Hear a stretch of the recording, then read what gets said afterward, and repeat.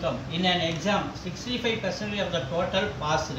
If the number of failure is 420, the total number of students is.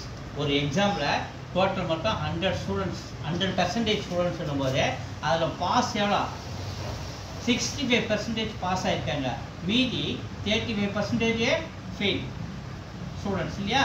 இந்த 35% students தான் எவ்வளோ சொல்கிறாங்க, 420 students சொல்கிறாங்க. அப்போ அவங்க கேட்குறது டோட்டல் ஸ்டூடெண்ட்ஸ் 100 ஸ்டூடெண்ட்ஸ் எவ்வளோ அப்படின்னு நமக்கு கேட்குறாங்க. ஸோ நம்ம கண்டுபிடிக்க போகிறது 35% 100 ஸ்டூடெண்ட்ஸ் அதிகமான பெர்சன்டேஜை கண்டுபிடிக்க போகிறோம். ஸோ அதிகமான போது இந்த குறியை நம்ம மேல் நோக்கி போட்டுவோம்.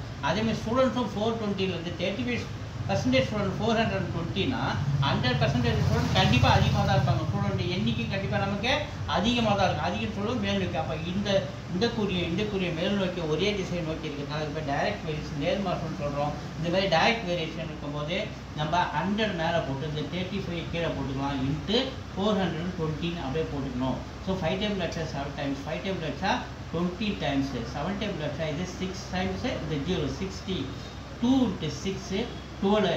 ஸோ இந்த 0 அதாவது 20 into 6 1200 மொத்தம் டோட்டல் ஸ்டூடெண்ட்ஸ் ஏவுக்கு 8 ஆன்சர்.